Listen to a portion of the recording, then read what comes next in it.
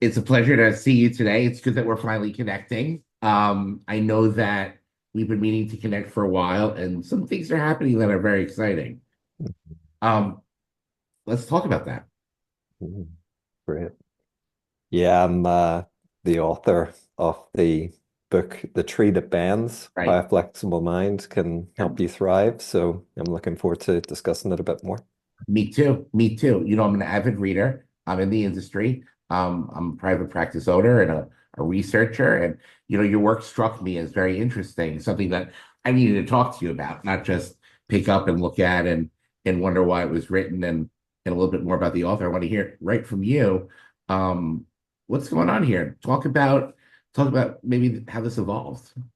Yeah, I have been working as a clinical psychologist for many years now, and I have the pleasure of being able to support people who are working in high pressure environments. Yeah. So business executives, but also elite level athletes. And some of the messaging that they've been receiving about mental health and well-being, I think is a bit wide of the mark.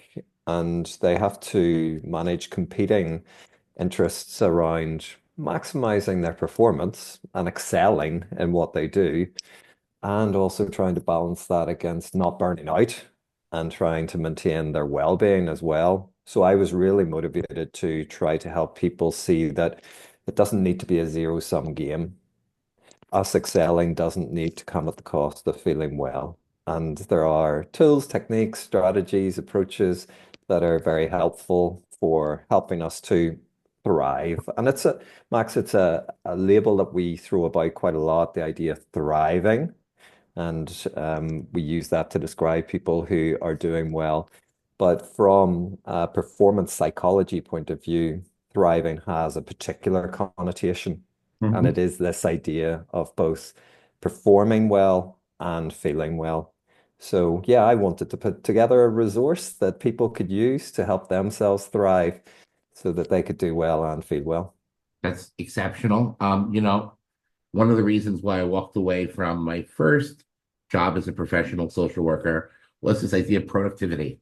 Yeah. And, I never knew what productivity was, although I did read Animal Farm, and I can tell you that I still cry every time I think of Boxer, going up there and trying to build the windmill and then eventually becoming so sick from his own labor that, he was put down by the very people that were forcing him up there to do the work. And it's a horrible thought. But, when I first ran into this idea of productivity, it struck me as very similar. And then I started to do the labor and experience that push and that undercurrent of pressure to get it done. That really was very revolting. And there are people I think that can do it and have like the innate skills right off the get-go and how to do it without it affecting them. And there are people that need to learn. And I guess that's where you come in with your book, right? To help the people that don't really know how to do that in either an agency culture, a work environment, maybe a certain type of labor, certain type of job that requires professional training based on the type of skills they're executing. Because, like, if psychology and being a psychologist or social worker, that's different than, running wires to a wall, right? That would require a different sort of mentality and way of approaching it. So, I guess, from where you're coming from, can you talk about like, you know, where your book comes into play there, Yep. like in terms of the writing and maybe the structure of how you wrote it, Yep. or the idea of the theory of your guidance. Yeah, great. And thank you for name checking a bit of George Orwell there, right? And Animal Farm. Yeah, I've been really struck by the power of his writing, Yeah, both Animal Farm and 1984 in yeah. particular. But we have a phrase in Ireland where I live and where I work that says, yeah, the willing horse gets all the work. And sometimes we do have strong suits. We have capabilities and capacities that allow us to excel, and people are very happy to support us and to reinforce us using those traits. And they can serve us and they can serve the environments in which we work well. But there can come a cost. that if we're overly reliant on these strong suits, that can burn us out in the longer term. And we've got to recognize that in different situations, in different contexts, some of those particular traits may not actually be that well suited for different environments that we have to flexibly move into. So, with that in mind, I'm really interested in this concept of psychological flexibility, or with my clients, I refer to it as building a flexible mind. And that's about recognizing that certain behaviors serve certain functions depending on the context that we find ourselves in. So we may need to change up. We may need to employ different values depending on the context in which we find ourselves.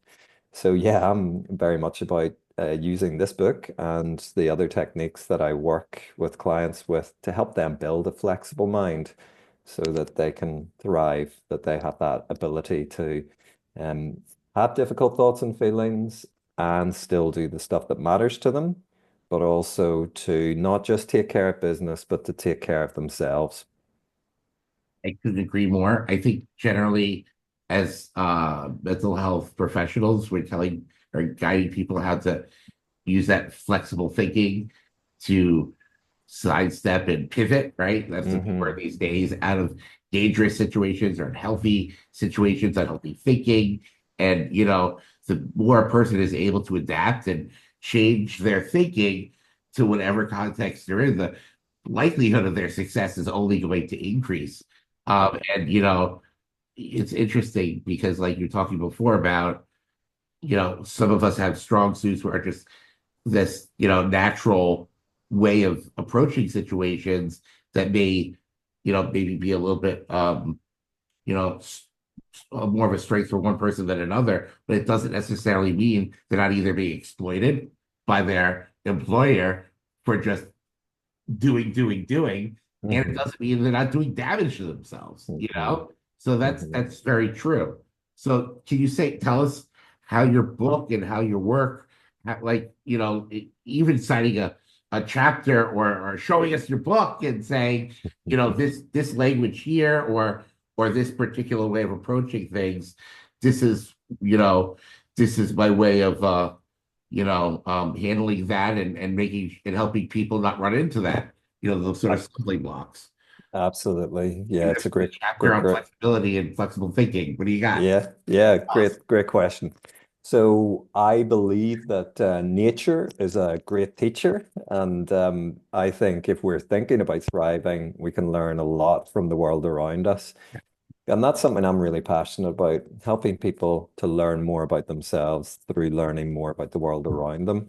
And The Tree That Bends, the title of the book, actually comes from an African proverb that says, "The wind does not break the tree that bends."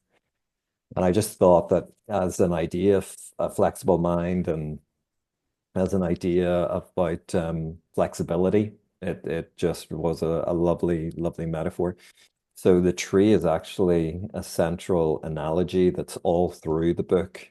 And I use the anatomy and functioning of the tree to help people understand more about what a flexible mind is and how they can indeed thrive. So maybe I can say a little about that just to give you an overview of how I've That's great. I approached want this to hear work. more about this because Yeah, more the pervasiveness of the metaphor, the roots. I want to hear. yeah, Tell us. Tell us. great, great.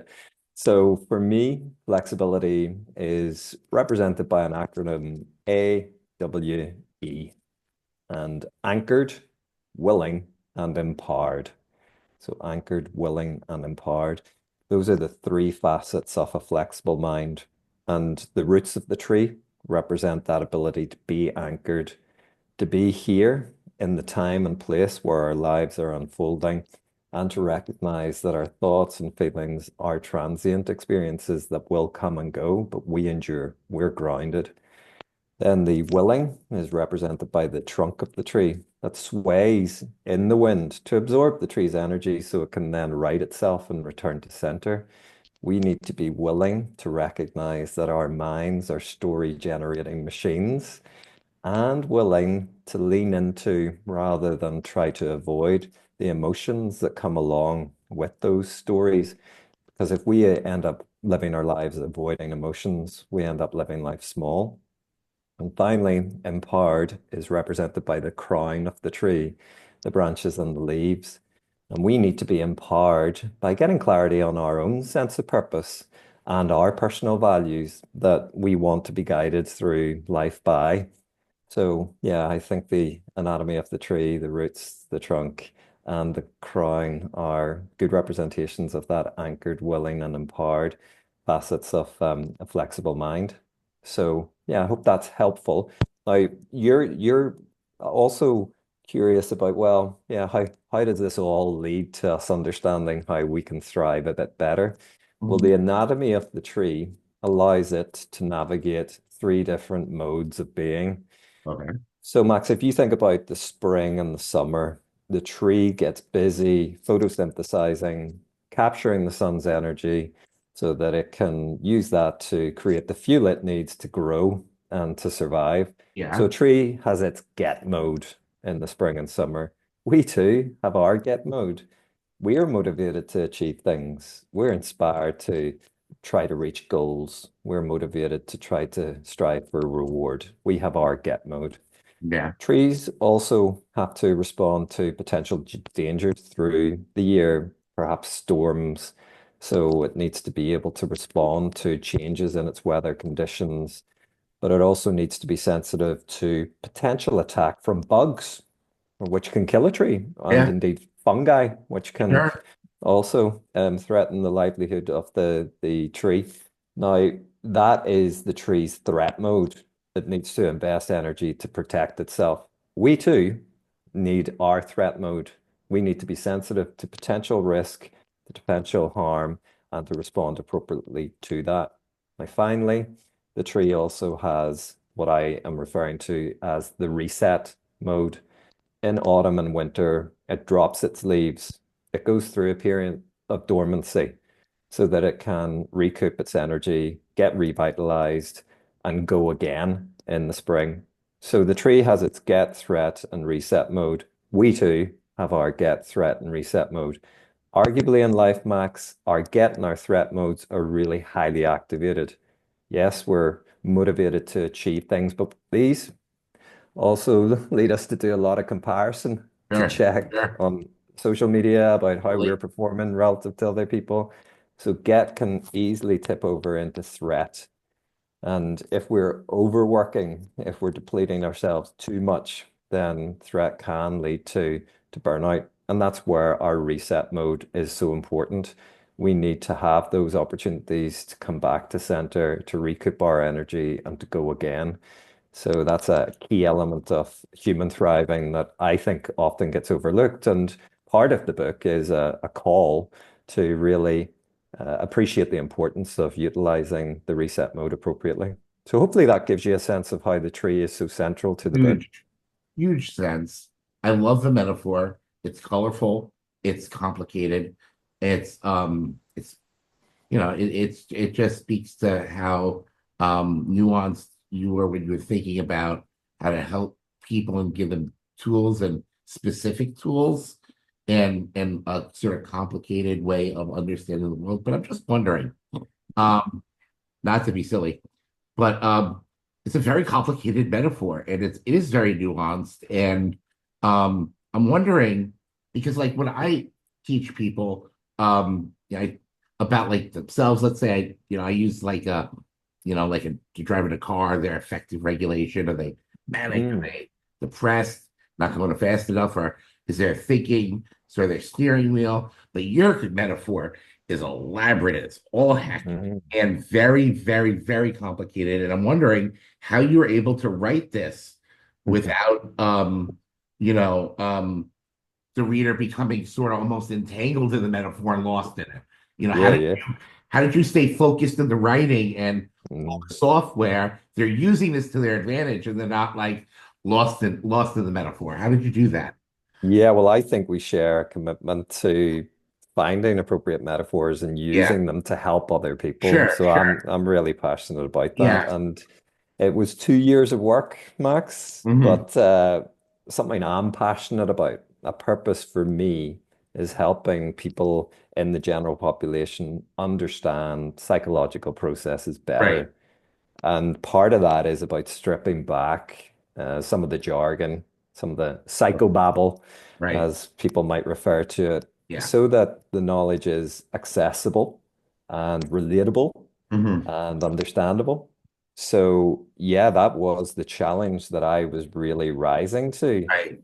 And it required a lot of thought. It required a lot of explanation. So if you think about each of those elements that I talked about, so the awe of a flexible mind, anchored, willing, and empowered, each of them, Max, received a Yeah. chapter each, right? To really allow people not just to understand it, but to feel it. So there's a real focus on practical tools, techniques, strategies that people can use to get an understanding of those ideas so that they can make a difference in their life. And then each of those three motivational modes, the get, threat, and reset, they received a chapter of attention each. And that was the final part of the book, part three. So, yeah, some of the feedback, Max, that I've received, and it's always interesting to find out how a book has gone down and what feedback people are providing on it. But that's been one of the key strands throughout the feedback that I've received, that Mhm. it's hugely relatable, that it is understandable. Right. Like we can't get away from the fact that there is complexity when it comes to humans, right? Yeah. So, Absolutely. it's about making it relatable without dumbing it down. And Yeah. yeah, people seem to get it. They understand it. And our natural environment, even the world around us, Yeah. it's complicated and at times very straightforward, right? We Yeah. need to, forests and trees and wildlife, there's a certain pattern. It's very simple. It comes, it goes, but also depending on all these variables, it can change radically and Mm. unexpectedly. And I bet you your readers will not look at um, you know, wildlife and the beauty of nature without really thinking about themselves and their own psychology ever again. It's going to be more in line, more in sync. It's they'll be more connected. And I think that's what it's all about, being connected to the world, right? And in a way that makes sense, as you were saying. Absolutely. And yeah, I hope that one of the side effects, if I can call it that, is that people will grow to understand the world around them a bit better as well as understanding themselves, and that there'll be that curiosity as well to connect with nature and to appreciate.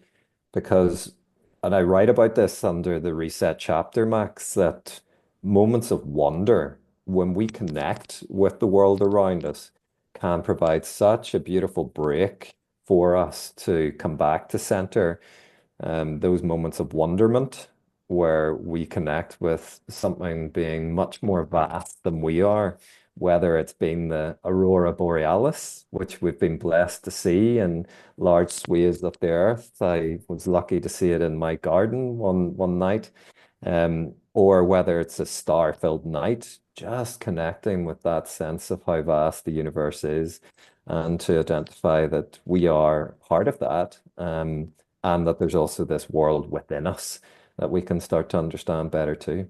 You must have come from the humanities then. You couldn't have been always a psychologist or studying psychology. It sounds like you had some liberal arts in you, some Yeah, like love of passion and writing literature.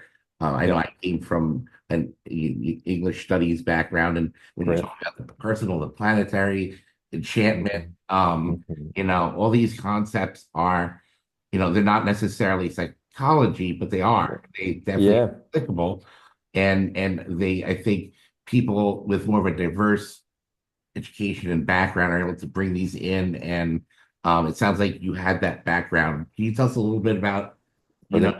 sort of like how that, Mhm. I guess, where you learned that and your, Yeah, wow. you've been very sensitive there and picked that up. Absolutely. I came to psychology through a social science angle, a lens. Whenever I was an undergrad psychology bachelor student, at Queen's University in Belfast, I was interested in other topics like social anthropology, Right. right? Understanding culture, philosophy, right? Politics as well. Actually, I studied some modules in that. Well, But I'm also very interested in the existential field of psychology, and the work of people like Viktor Frankl and his work on logotherapy, his fantastic book, Man's Search for Meaning, but also the more humanistic psychologists like Carl Rogers. right. And ultimately, psychology is about people and relating to people and understanding people. So it's been a fascinating journey for me to get into psychology and to learn more about it.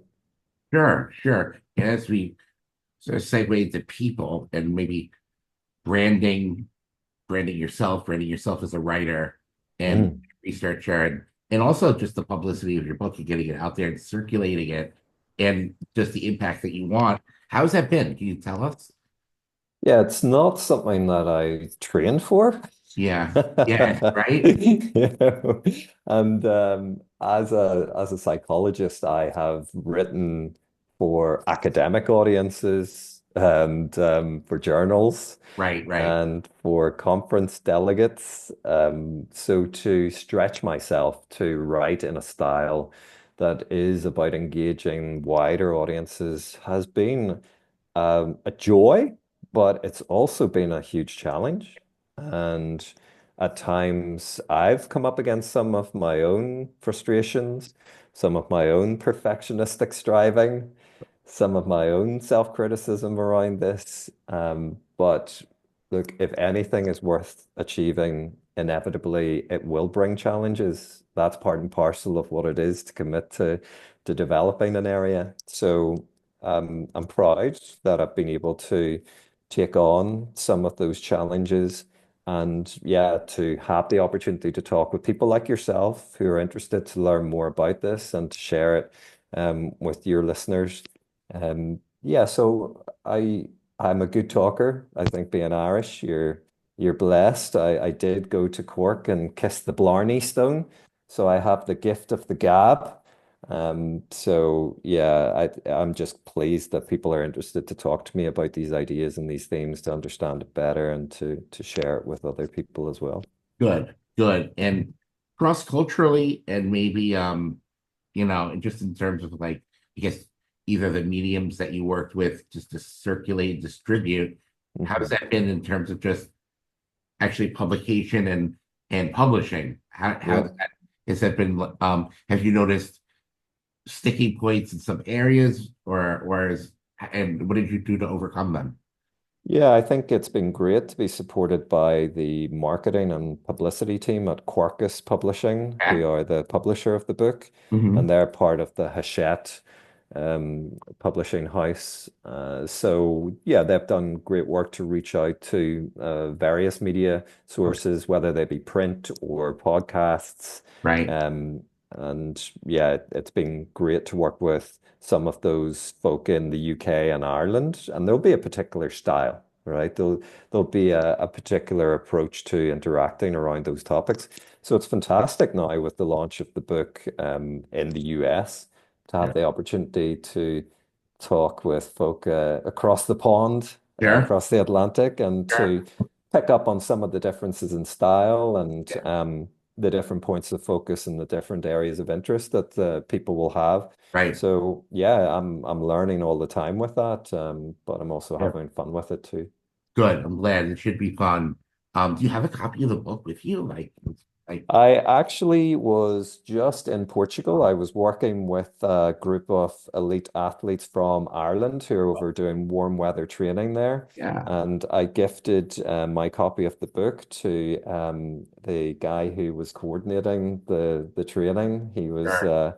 a big shout out to Mark Kirk, who was Okay. a great support. So my copy is with Mark, and it was a gift to him for the help that he has provided. So I'm waiting for a new one to be delivered. Good, good, good. And hopefully there'll be a lot of copies out there circulating. Mm. And is it your intention that this is a book that belongs in libraries. This doesn't belong on the shelf in every psychologist or social workers in the hospitals. Where do you see this book being a good fit in terms Yep, of like access great. and distribution? Tell us. hmm Yeah. I think the book's for anybody who's interested in doing well in their chosen field and taking care of themselves as they do that. So for me, the application is very broad and it's about people. It's about helping people to be kinder and okay with themselves and helping them see that that doesn't need to mean that they compromise on their dreams. Far from it.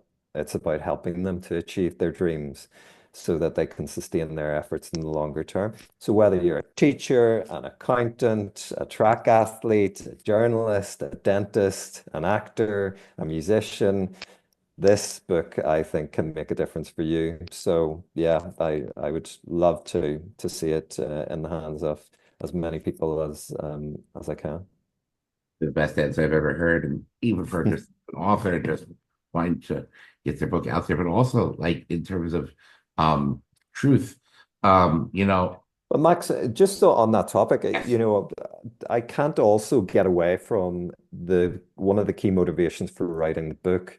yeah, A lot of my clients that I would do therapy work with often ask me, are there books that you would recommend? And of course, there are some great books out there that I would absolutely recommend, but it wasn't quite in line with the particular approach that I would use. So I was really motivated to write the book for general populations, absolutely, but yeah, also to complement the work that I was doing with clients so that right. they could have a resource that they would be reading alongside the work that we were doing. So, bottom line, if anybody gets benefit from it, I'm very pleased. But I'm also really pleased that it's there for a resource for people that I'm also working with, and I can direct them to it as well. Awesome. So before I ask this other question, which is now sort of unrelated, I want to hear a little bit more about your practice Yeah, and, you know, you make sense. Like all of us are sort of our own specialists, right? In our hmm own training and our own approach. And it's funny, like we all sort of have a little different way of doing things, you know? yeah, And yeah, the books out there, the literature out there may not be quite exactly in line with how we yeah. do things. And when we recommend stuff and do things in our practice, hmm always exactly what we're saying in session. So you tell us a hmm little bit about your practice, where it's Yep. at, and how this book has been, you know, helping you succeed and your clients succeed further. Great. So I was trained as a clinical psychologist at the University of Glasgow. That's where I did my doctorate in clinical psychology, and it's very much focused as the programs in the UK, the training programs in the UK need to be. It's Okay. focused on cognitive behavioral therapy, CBT, as the most evidence-based psychological intervention and during my training, I had the opportunity to learn more about mindfulness-based cognitive therapy. Mm-hmm. And it was through my interest in mindfulness that I also learned about acceptance and commitment therapy, or Right. ACT, Oh man. Yeah. which has a big focus on psychological flexibility. So Sure. I'm Sure. lucky to be a trainer. I'm a Yeah. peer-reviewed trainer of acceptance and commitment therapy. Okay. And that's part of the practice. I also train and supervise other practitioners to use ACT, as it's referred to. And through my work, I've also developed interest and expertise in compassion-focused therapy. And that's about helping people to change their relationship with themselves so that they can be kinder and deal with some of that perfectionistic striving and self-criticism that can be directed at themselves. And the book really draws, as my clinical practice does, Yeah. on ACT and compassion focused therapy. So I would use predominantly what I refer to as third wave cognitive behavioral therapy techniques like ACT and compassion focused therapy. So yeah, my clinical psychology consultancy organization is called Strive to Thrive, Yeah. and the webpage is strive2thrive.co.uk. Okay. And I work with individuals, but I also work with couples. And I use approaches that are tailored to couples work, emotionally focused couples therapy, and I enjoy that work as well. And as I mentioned at the top of the conversation, it's really about working with people in high pressure environments, mainly Okay. like business executives Right. and also athletes. That would be my other area of specialty. Sure, sure. So these aren't service users from the system, or as we have in, the United States Medicaid clients. You're Yeah, working with executives and people. exactly. That's And great. I have my background. I worked with the National Health Service in the UK, and I think that was a fantastic foundation for me then to develop those Sure. competencies that have allowed me to go on and develop the private practice. Yeah, sure. Absolutely. Absolutely. You know, we do our work in the trenches, and we Mhm. take that work and that knowledge and help everybody, you know what I mean? And learn how to apply that to, not just, high-end users of service, but just anyone that needs help, because really we all need help. And we Mhm. can't see one problem is bigger or smaller. To anybody, it could be a huge problem and stopping them from succeeding. And we want everyone to succeed in life. So I agree That's with it. that philosophy. Um, you know, um, and it's true what you were saying earlier, how, you know, it's, I guess the way of putting it is, how do I say it? We all,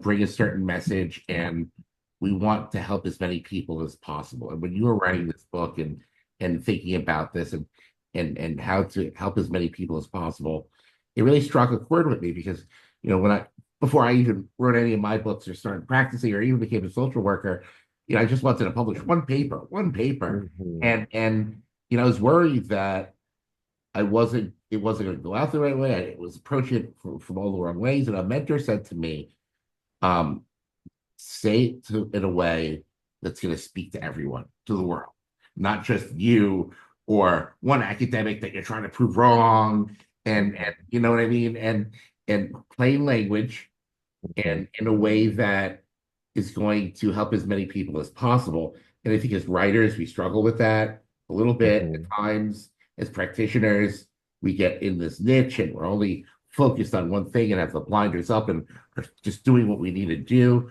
But to be able to achieve that Mhm. in writing and in practice, um, you know, really, really drives home the point that this is what we're here to do. You know what I Mhm. mean? And it must Love be it. very, very, you know, fulfilling, but also like it must feel right. This must feel right, this process and this experience, because Yeah. doing the right thing, right? I mean, isn't this the Mm. right thing? Shouldn't this be what we're doing? Mhm. I talk about this concept in the book, and it's the idea of strong intention, light attachment. Right. Okay. Strong intention, light attachment.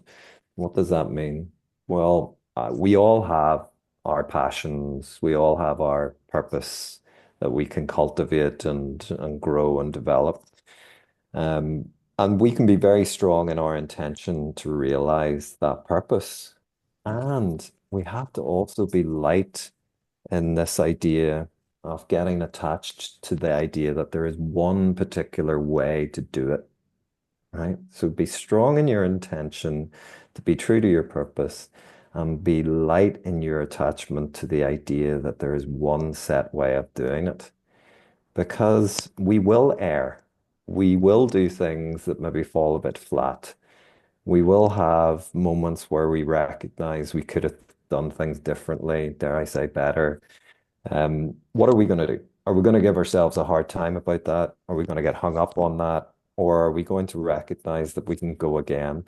Because, Max, when it comes to our purpose, no defeat is ever final. We dust ourselves down, we learn, we be kind to ourselves, and we go again. So that is actually a central element of the book, and it's something that I absolutely had to adopt whenever I was writing the book. And managing some of that self-criticism, some of that perfectionism that can creep in. So yeah, I was strong in my intention to be true to the purpose and helping people through the book, Mhm. and also light in my attachment to the idea that this is the end of those efforts. That work, as you know, is something that we do every day, and it's about going again each day. Because if our work isn't reflective of our practices and our beliefs and the way philosophy, the way psychology works, it won't translate into the work, and people won't be helped because Mhm. they'll be doing it the wrong way and becoming it from the wrong place.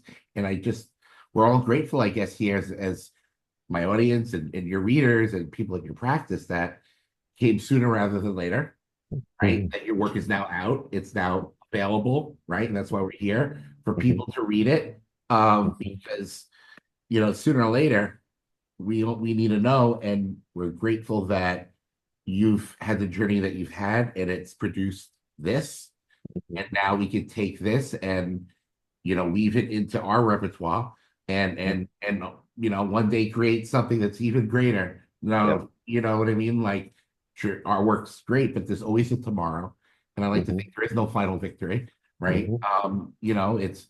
It's a matter of continuous growth, and Yep. I think your work is only going to launch us that much further. So thank you. Yeah. Thank you. Pleasure. And I hope that it really does fill a need. For Yeah, me, I think there's so much messaging, particularly on social media, about the ideas that we need to be mentally tough and that we need to be harder and stronger and faster and do more and be relentless. And look, Max, being relentless certainly has its place. You can't achieve things without an element of that. sure. But if we're relentlessly relentless, we're Yeah, going to burn out. So exactly. for me, I think this focus on thriving and helping people to understand how, yes, they can channel their energies and their efforts to excel, and they can do it in also feeling well. That idea of thriving. So I hope that the book does speak to people and that it helps them.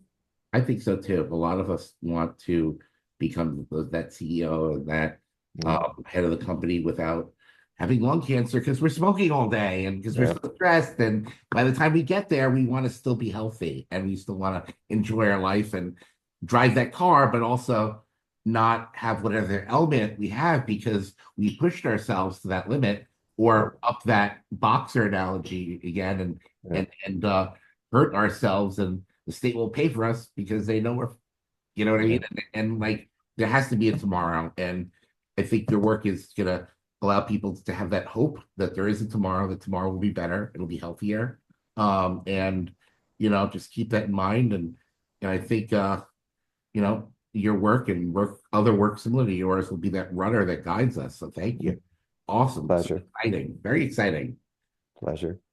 Thank you. So thank you for coming today. It's been a pleasure having you. I'm going to put some of your links and information in Yep.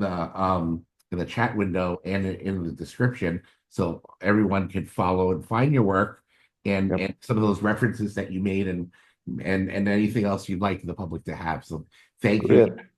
Pleasure. And just to say that the book, The Tree That Bends, How a Flexible Mind Can Help You Thrive, it will be available through Amazon. It'll be available on Kindle. It'll be Nice. available through Audible, sorry.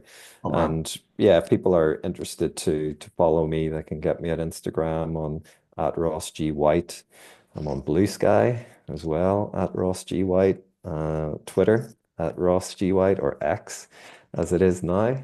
And you can also find me on LinkedIn. So, yeah, it'd be great to connect with people and to, particularly on these themes. And if people have read the book and want to comment and contact me about it, yeah, it'd be good to have people reach out. Awesome. To continuing the conversation, and I hope we do Mm, connect again soon and continue the conversation as always. Thank you. great. Thank you.